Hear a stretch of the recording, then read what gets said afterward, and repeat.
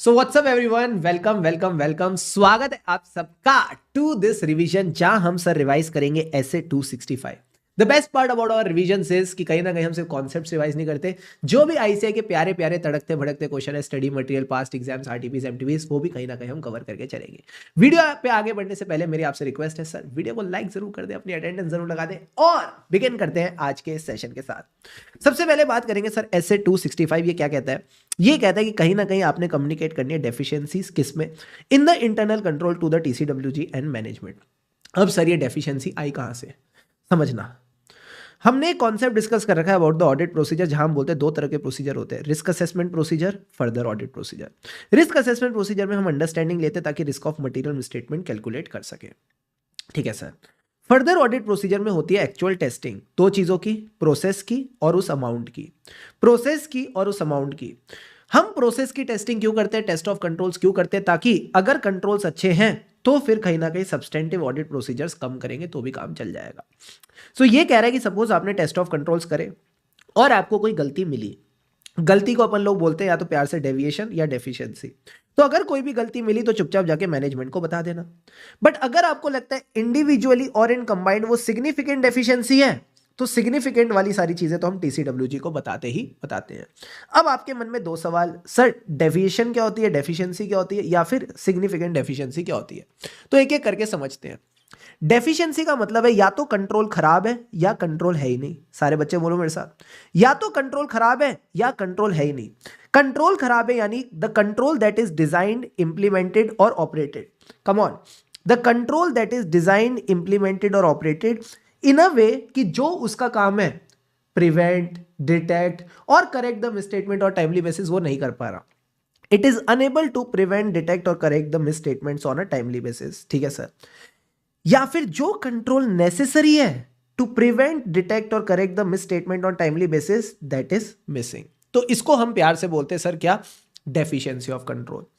अब अगर आपको लगता है ये ऐसी डेफिशिएंसी है या कॉम्बिनेशन ऑफ डेफिशिएंसी है that in the auditor's professional judgement इतनी इंपॉर्टेंट है कि टीसीडब्ल्यूजी को पता होना चाहिए, तो इसको बोलेंगे सिग्निफिकेंट डेफिशिएंसी। तो आप इसको ऐसे भी बोल सकते हो, ऐसी डेफिशिएंसी या डेफिशिएंसियां, ऐसी डेफिशिएंसी या डेफिशिएंसियां जो ऑडिटर की नजर में टीसीडब्ल्यूजी को पता होनी चाहिए। तो लास्ट बार एक बार फटाफट इसकी डेफिनेशन रिवाइज करते हैं। Deficiency or combination of deficiencies in the internal control that in the auditor's professional judgment of sufficient importance to merit the attention of TCWG। अब मेरा आप सबसे एक सवाल, क्या सिग्निफिकेंट डेफिशिएंसी बोलने के लिए, एक्चुअल में मुझे कोई मिसस्टेटमेंट मिलनी चाहिए, या ऐसा भी हो सकता है कि मुझे कंट्रोल्स में कोई कमी मिली जिसकी वजह से आगे कोई मिसस्टेटमेंट हो सकती है, तो मैं उसको भी सिग्निफिकेंट डेफिशिएंसी बोल सकूं। व्हाट डू यू थिंक, क्या एक्चुअल में कोई मिसस्टेटमेंट मिली तो ही मैं बोलूं सिग्निफिकेंट डेफिशिएंसी है, या अगर मेरे को लगता है नहीं कंट्रोल्स में जो कमी है, जो सिग्निफिकेंट डेफिशिएंसी, इससे आगे भी मिसस्टेटमेंट हो सकती है, सर दोनों केसेस कवर होंगे, कहीं ना कहीं दोनों केसेस कवर होंगे। तो सारे बच्चे एक बात ध्यान में रख के चलना, सिग्निफिकेंट डेफिशिएंसी इंटरनल कंट्रोल में कब होती है, दोनों केसेस में होती है। चाहे आपको एक्चुअल में मिसस्टेटमेंट मिली या आपको लगे मिसस्टेटमेंट हो सकती है, दोनों ही केसेस में आप इसको सिग्निफिकेंट डेफिशिएंसी का नाम दे सकते हो। सो significant deficiency can exist even though auditor has not identified any misstatement during the audit. बात समझ आती है नहीं आती है, आती है सर। फॉर एग्जाम्पल हमने डिस्कस भी किया था, सपोज एंटिटी के सारे यूजर्स के पास ऑप्शन है कि वो सप्लायर का मास्टर डेटा चेंज कर सकते हैं। मास्टर डेटा का मतलब होता है name, address, date of birth, bank account details, anything you can change. तो एक बात बताओ, कंपनी का कोई एम्प्लॉय सप्लायर के बैंक अकाउंट की जगह अपनी बैंक अकाउंट की डिटेल डाल सकता है? हाँ। सारा पैसा किसके अकाउंट में जाएगा, कंपनी एम्प्लॉय के पास चला जाएगा, जो कंपनी का एम्प्लॉय है उसके पास चला जाएगा। सो डू यू थिंक यहां पे फ्रॉड हो सकता है? हाँ सर, फ्रॉड हो सकता है। तो क्या तुम फ्रॉड के एक्चुअल होने की वेट करोगे क्या बताने के लिए? नहीं सर। जब आपको लगता है फ्रॉड हो सकता है, मटीरियल मिसस्टेटमेंट हो सकती है, तब भी आप इसको सिग्निफिकेंट डेफिशिएंसी का नाम दे दोगे।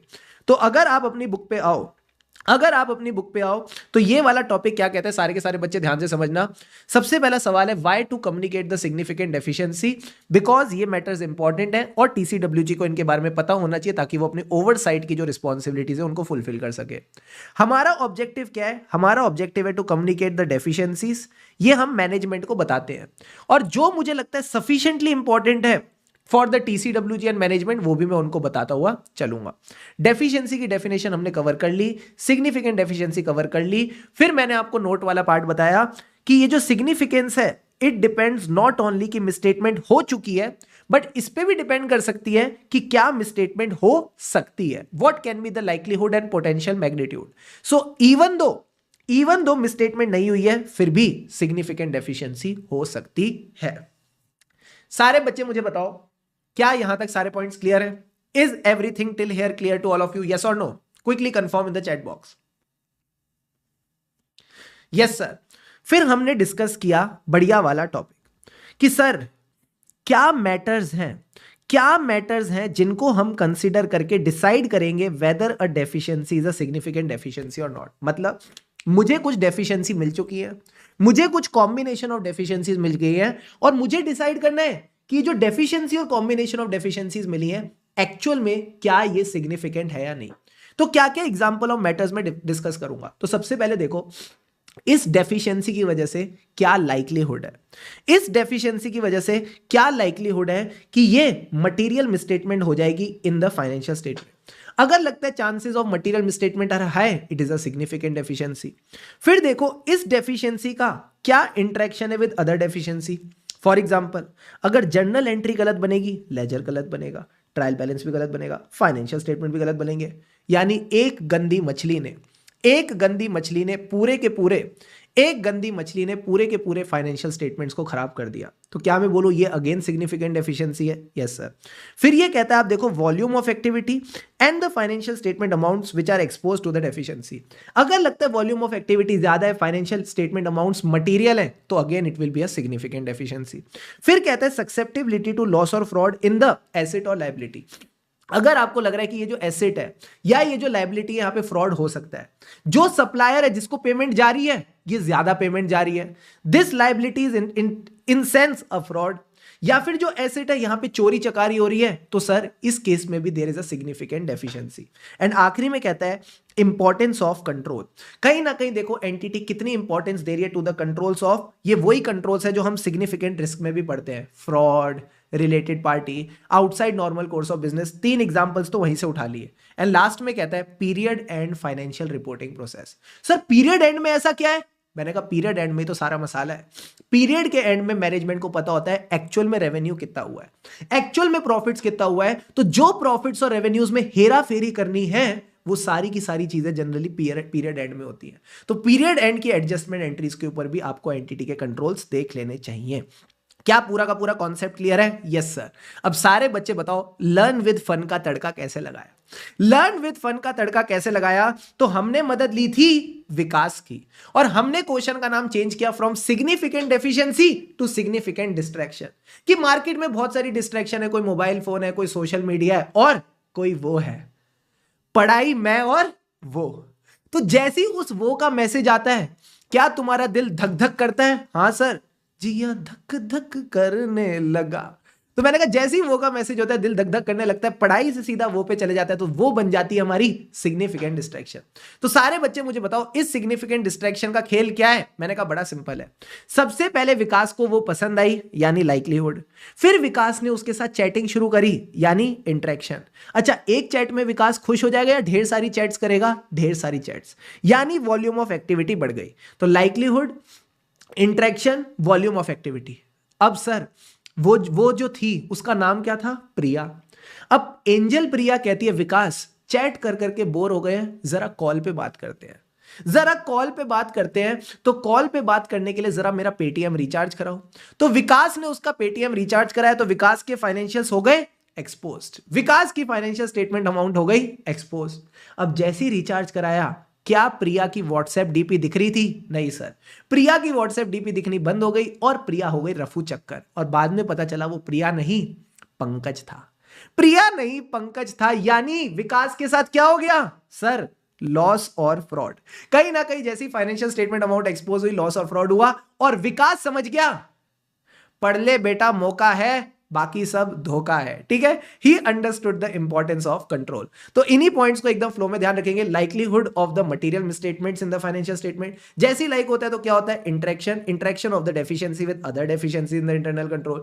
फिर इंटरेक्शन के बाद क्या होता है, वॉल्यूम ऑफ एक्टिविटी एक्सपोज, फिर financial statement amount expose, and आखिरी में सक्सेप्टेबिलिटी to loss of fraud and importance of control. Importance of control में मेन चीजें ध्यान रखना, fraud, related party, outside normal course of business, plus period and financial reporting process. इसके अलावा जो भी पॉइंट्स एक बार इनको रीड करके चलना, एमसीक्यू में काम आ सकते हैं।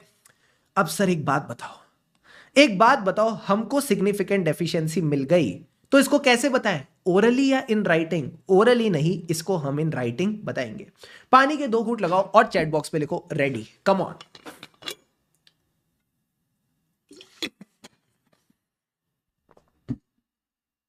फटाफट सारे बच्चे रेडी हो जाओ।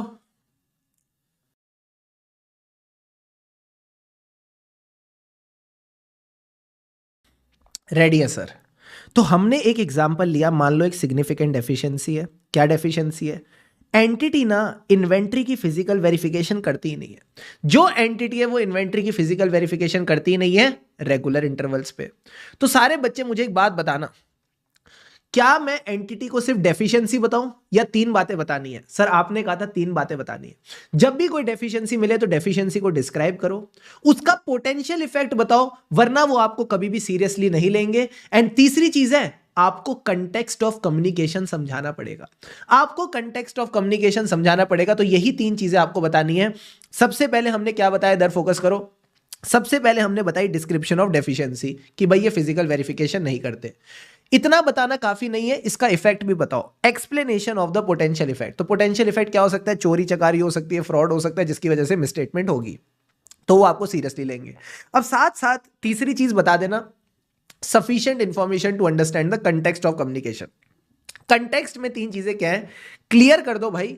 हमारा पर्पस है to give the opinion on financial statement. तो वो लोग सोचेंगे फिर कंट्रोल्स की टेस्टिंग क्यों की? तो बता देना, हमने कंट्रोल्स की टेस्टिंग करी ताकि हम सब्सटेंटिव प्रोसीजर्स को डिजाइन कर सकें, but not for expressing the opinion on internal control. And last में जो बातें बताई हैं वो लिमिटेड है, matters reported are limited to the deficiencies identified, और जो हमको लगा are of sufficient importance to merit the attention of TCWG. मुझे एक बात बताओ, क्या यही सिग्निफिकेंट डेफिशिएंसी की डेफिनेशन नहीं थी? कम ऑन, क्या यही सिग्निफिकेंट डेफिशिएंसी की डेफिनेशन नहीं थी? हाँ सर। तो हमने बोला, हमने आपको लिमिटेड बातें बताई जो डेफिशिएंसी हमको मिली, प्लस हमको लगा हमारी जजमेंट में ऑफ सफिशिएंट इंपॉर्टेंस है टू द टीसीडब्ल्यूजी। क्लियर है पॉइंट? क्लियर है सर। इसी के ऊपर हमने किया था क्वेश्चन नंबर 1। सारे के सारे बच्चे फटाफट देखो क्वेश्चन नंबर 1 में क्या क्या पूछा हुआ है। क्वेश्चन नंबर 1 में यही कहता है कि इन्वेंट्री का इन्वेंट्री काउंट नहीं हो रहा, इन्वेंट्री काउंट नहीं हो रहा, और ऑडिटर ने मैनेजमेंट को एक 1 लाइनर स्टेटमेंट दिया कि physical verification is not done at regular interval as stipulated by the management. तो सबसे पहला सवाल आईसीआई ने सितंबर 24 एग्जाम में पूछा, what do you mean by deficiency? ये डेफिनेशन हम ऑलरेडी कवर कर चुके हैं। उसके बाद बताओ क्या ये कम्युनिकेशन प्रॉपर है? मैंने कहा नहीं। 3 बातें बतानी होती है, डिस्क्रिप्शन, इफेक्ट, कंटेक्स्ट। यहां पे डिस्क्रिप्शन तो है बट इफेक्ट और कंटेक्स्ट मिसिंग है। तो आपने अपना आंसर कैसे लिखना है? बड़ा सिंपल है। सबसे पहले थ्योरी लिखो कि भाई हमको डिस्क्रिप्शन भी बतानी होती है, इफेक्ट भी बताना होता है, कंटेक्स्ट भी बताना होता है। ठीक है सर। फिर इसको केस से रिलेट करो कि ये जो हुआ है इसका इंपैक्ट क्या हो सकता है, कि भाई it can lead to misstatement of inventory which can ultimately impact the profits of the company. फिर आप इसके बाद कंक्लूड कर दो, above communication is not proper. ठीक है। तो जब भी आईसीआई इस तरह का केस स्टडी बेस्ड क्वेश्चन पूछता है तो आपने लिमिटेड थ्योरी लिखनी है जिसमें आप ये तीनों पॉइंट्स बताओगे, फिर उसके बाद फैक्ट्स ऑफ द केस से रिलेट करोगे और बोलोगे communication is not proper. But अगर आपको लगता है आईसीएआई ने रिटर्न कम्युनिकेशन पे ही 5 नंबर का क्वेश्चन पूछा, तो फिर आपको ये पूरी की पूरी बातें लिखनी पड़ेंगी। Deal done sir. इसके बाद हमने पढ़ा अगला टॉपिक। सर अगला टॉपिक क्या था? सारे बच्चे बताओ। Indicators of significant deficiency. इसको समझने के लिए कौन सा कॉन्सेप्ट समझना पड़ा? Risk assessment process. ऑडिटर का रिस्क असेसमेंट प्रोसेस या मैनेजमेंट का? सपोज मैनेजमेंट को लगता है कि कोई रिस्क है कि भाई जो भी हम परचेजेस करते हैं उसका रेट ज्यादा हो सकता है, तो ये इस रिस्क को क्या करती है? असेस करती है कि क्या लाइक्लीहुड है, क्या मैग्नीट्यूड है, और उसके बेसिस पे डिसाइड करती है क्या कंट्रोल्स डिजाइन, इंप्लीमेंट और मेंटेन करने टू मिटिगेट द रिस्क। तो अगर इसको लगता है रिस्क ऐसे ज्यादा है कि भाई हम हाई रेट पे परचेज करेंगे, तो इसके लिए क्या करेगी, कोटेशंस लेगी, इसके लिए कंट्रोल लगाएगी। तो मैंने आपको कहा था कुछ ऐसे इंडिकेटर्स होते हैं, कुछ ऐसे इंडिकेटर्स होते हैं of significant deficiency in the internal control, उनको अच्छे से समझ के चलना। फॉर एग्जांपल, अगर एंटिटी का जो रिस्क असेसमेंट प्रोसेस है वो इनइफेक्टिव है, सर इनइफेक्टिव है यानी ये लोग रिस्क की आइडेंटिफाई नहीं कर पा रहे, तो कंट्रोल क्या ही लगाएंगे, so it is a indicator of significant deficiency. दूसरा पॉइंट, इन्होंने इंटरनल कंट्रोल लगाए बट वो तमीज से काम नहीं कर रहे। इंटरनल कंट्रोल का क्या काम था, प्रिवेंट, डिटेक्ट और करेक्ट द मिसस्टेटमेंट, वो कर ही नहीं पा रहे। Misstatements detected by auditor were not prevented, detected और corrected by the internal control. और ऐसा इस साल नहीं है, पिछले साल भी था, पिछले साल भी था। तो पिछले साल की पुरानी गलतियां इन्होंने पीएनएल में डिस्क्लोज करी है। So disclosure of material misstatement due to fraud और error as prior period item in the current year PnL. तो 3 पॉइंट्स तो हो गए सर। अब सर इतनी गलतियां हो क्यों रही है, क्योंकि मैनेजमेंट ध्यान ही नहीं दे रही। मैनेजमेंट ध्यान नहीं दे रही यानी management's inability to oversee the preparation of FS. और जब हमने उनको गलतियां बताई, जब हमने उनको सिग्निफिकेंट रिस्क बताई, तो ये लोग उस पर भी कंट्रोल्स नहीं लगा रहे, यानी ineffective response to the significant risk. और आखिरी में आप बोलो इनका कंट्रोल एनवायरमेंट ही इनइफेक्टिव है। कंट्रोल एनवायरमेंट इनइफेक्टिव यानी मैनेजमेंट फ्रॉड कर रही है, जो कि कंट्रोल्स पकड़ नहीं पा रहे। दूसरी बात, यहां पे रिस्क असेसमेंट प्रोसेस ही नहीं है। सर रिस्क असेसमेंट प्रोसेस नहीं, यानी ना तो रिस्क आइडेंटिफाई करते हैं ना कंट्रोल लगाते हैं, तो again it is a indicator of significant deficiency. और आखिरी में कहता है management's failure, management's failure to take a remedial action. जब हमने खुद इनको सिग्निफिकेंट डेफिशिएंसी बताई, इन्होंने इग्नोर कर दिया। तो जब इस तरह की मैनेजमेंट है, तो अगेन एक फील आती है किसकी, कि यहां पे सिग्निफिकेंट डेफिशिएंसी हो सकती है। तो जब आपने सारे पॉइंट समझ लिए, जब आपने सारे पॉइंट समझ लिए, आ जाओ मेरे साथ लर्न विद फन का तड़का लगाते हैं।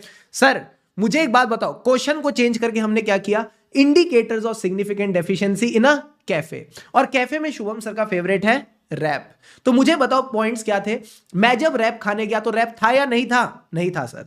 तो जब रैप नहीं था, तो इन्होंने मुझे जो रैप दिया वो क्या था सर, वो था इनइफेक्टिव रैप। मुझे इनइफेक्टिव रैप में क्या मिली, मिस स्टेटमेंट। उसमें क्या था, हरा हरा था। हरा हरा कब आता है सर, ये फंगस लग जाती है जब it is a prior period item. Sir इन्होंने मुझे प्रायर पीरियड आइटम क्यों दिया, क्योंकि कोई नजर ही नहीं रख रहा।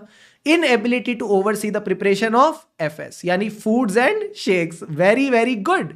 अब जब मैंने बोला खराब रैप है, तो कहते चुपचाप खा लो, तुमने हमसे जबरदस्ती की थी, इनइफेक्टिव रिस्पॉन्स। और आखिरी में बोलोगे कंट्रोल एनवायरनमेंट खराब है, तुम्हारा कैफे फ्रॉड है, तुम लोग फेल हो, और यहां पे रैप भी नहीं है। तो यहां आपके सारे के सारे पॉइंट्स एक साथ फ्लो में हो जाते हैं।